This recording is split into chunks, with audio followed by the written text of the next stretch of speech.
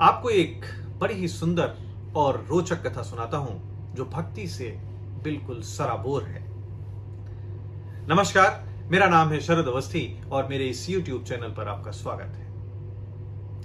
अगर आपको यह कहानी पसंद आए तो इस चैनल को सब्सक्राइब करिएगा और शेयर इसलिए करिएगा ताकि अन्य लोगों तक ये सुंदर कथा पहुंच सके। बात उस समय की है जब लंका विजय के उपरांत प्रभु श्री रामचंद्र जी अयोध्या वापस लौटते हैं और उनका राज्याभिषेक किया जाता है। राज्याभिषेक के उपरांत आए हुए सभी मेहमानों को यथोचित सम्मान के साथ विदा किया जाता है। किष्किंधा के युवराज अंगद को विदा करते समय भगवान श्री रामचंद्र जी बहुत ही भावुक हो उठते हैं, क्योंकि वो उन्हें पुत्रवत प्रेम करते थे। अपने प्रिय भक्त हनुमान को विदा करने की शक्ति तो भगवान में जैसे थी ही नहीं और हनुमान जाना भी नहीं चाहते थे, इसलिए हनुमान वहीं प्रभु के साथ रह गए।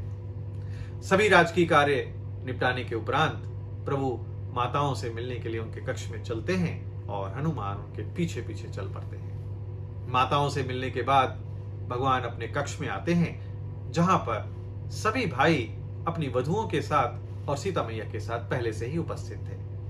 हनुमान भी आते हैं साथ में। काफी समय के उपरांत यह समय मिला था जब पूरा परिवार एकजुट था और सभी लोग एक दूसरे के साथ बैठ करके बातें करना चाह रहे थे। परिवार की वधुओं को एक बाहरी व्यक्ति यानी हनुमान का वहां होना थोड़ा सा अखर रहा था और शत्रुघ्न इशारों में हनुमान जी को बाहर जाने के लिए कह रहे थे, लेकिन हनुमान जी जैसा परम ज्ञानी भी शत्रुघ्न के इशारों को अनदेखा कर रहा था। खैर, हनुमान जी बाहर नहीं गए और हनुमान की उपस्थिति में ही सभी लोगों ने एक दूसरे से खूब मिलजुल कर बातें की। काफी समय बीतने के उपरांत जब भरत जी ने उर्मिला की तरफ देखा तो उनके मन में एक हुक उठी कि ये सती स्त्री इतने समय से अपने पति के साथ बात नहीं कर पाई है, तो अब हमें चलना चाहिए ताकि उर्मिला को भी कुछ समय मिल सके लक्ष्मण के साथ बातचीत करने का। और ये सोचकर सभी भाई उठ खड़े होते हैं और चलने के लिए तैयार हो जाते हैं, परंतु हनुमान वहीं वैसे ही बैठे रहते हैं।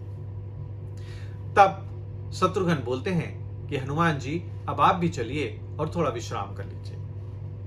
प्रभु श्री रामचंद्र जी भी हनुमान जी से कहते हैं कि हनुमान, अब जाओ तनिक विश्राम कर लो, तुम भी थक गए होगे। हनुमान बोलते हैं कि प्रभु, जब आप मेरे सम्मुख होते हैं तो आपके इन चरण कमलों के दर्शन से ही मेरी सारी थकावट, मेरी सारी थकान दूर हो जाती है। मैं एकदम तरोताजा हूं, मैं यहीं आपके साथ ही रहूंगा। अब सभी बड़े विस्मित थे, आश्चर्यचकित थे। लक्ष्मण जी बोलते हैं कि हनुमान जी, अब चलिए, प्रभु को थोड़ा समय एकांत चाहिए। हनुमान जी बोलते हैं कि प्रभु के पास एकांत कहां है? जब सीता मैया यहीं है तो भला एकांत कैसे होगा? तो जब सीता मैया यहां रह सकती हैं तो मैं यहां क्यों नहीं रह सकता?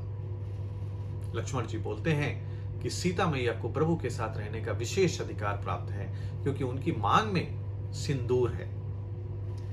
हनुमान जी प्रभु श्री रामचंद्र जी से बोलते हैं कि हे प्रभु, क्या इतना सा सिंदूर सीता मैया को आपके साथ रहने का विशेष अधिकार दे देता है? तो प्रभु हंसते हुए बोलते हैं कि हनुमान, सनातन की परंपरा तो यही है। यह सुनकर के हनुमान निराश होकर के बड़े बोझिल कदमों से कक्ष से बाहर निकल जाते हैं। सुबह होती है, दरबार लगता है और रोज की तरह सभी सामान्य कार्य निपटाए जा रहे थे कि तभी नगर के बड़े व्यापारी भागते हुए दरबार में पहुंचते हैं और कहते हैं कि प्रभु, हनुमान ने हमारी दुकानों में बहुत तोड़फोड़ मचाई है, रात भर उन्होंने दुकानें तोड़ी हैं। भगवान श्री रामचंद्र जी भी हनुमान के इस व्यवहार से बड़े ही विस्मित थे और वो सैनिकों को भेजते हैं हनुमान जी को लाने के लिए। सैनिक अभी बाहर निकल भी नहीं पाए थे कि विशालकाय हनुमान दरबार के अंदर प्रवेश करते हैं। उनका पूरा शरीर सिंदूर से भरा हुआ है। वो जहां एक कदम रखते हैं वहां सेर सेर भर सिंदूर गिर पड़ता है। सभी दरबारी हनुमान को देखकर हंसने लगते हैं कि आखिर एक वानर ने वानरों वाला ही काम कर दिया। लक्ष्मण हनुमान जी को देखकर हंसते हुए बोलते हैं कि हे कपिश्रेष्ठ, ये आपने सिंदूर स्नान क्यों किया है? क्या ये भी वानरों की कोई प्रथा है? हनुमान जी बोलते हैं कि ये वानरों की कोई प्रथा नहीं है लक्ष्मण भैया, ये तो आर्यों की प्रथा है। सिंदूर, एक चुटकी भर सिंदूर लगा लेने से यह सीता मैया को प्रभु के साथ रहने का विशेष अधिकार प्राप्त हो जाता है, तो मैंने पूरा सिंदूर स्नान कर लिया है और मुझे पूर्ण विश्वास है कि अब मुझे प्रभु के सम्मुख रहने से, उनके निकट रहने से कोई रोक नहीं पाएगा।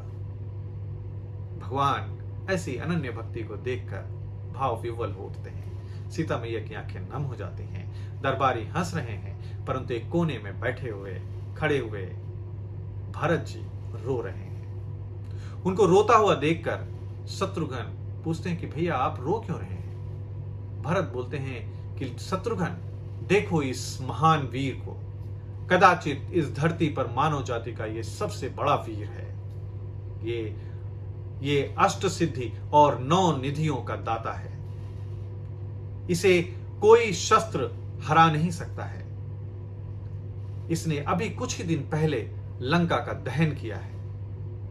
ये वानर राज का सबसे बुद्धिमान मंत्री है, परंतु प्रभु की भक्ति में उनके मात्र निकट जाने की इच्छा से ही इसने अपने सारे गर्व को, सारी वीरता को भुला दिया है। ऐसी अनन्य भक्ति का वरदान शायद ब्रह्मा जी भी किसी को ना दे पाए। संसार भले ही मुझे प्रभु श्री रामचंद्र जी का छोटा भाई होने के कारण याद रखे, परंतु जब तक ये सृष्टि रहेगी तब तक हनुमान को उनकी इस अनन्य भक्ति के लिए सदैव याद रखा जाएगा। तो ऐसी अनन्य भक्ति है प्रभु श्री रामचंद्र जी के भक्त हनुमान की। आशा है आपको यह कहानी अवश्य पसंद आई होगी। बजरंग बली की जय। जय श्री राम।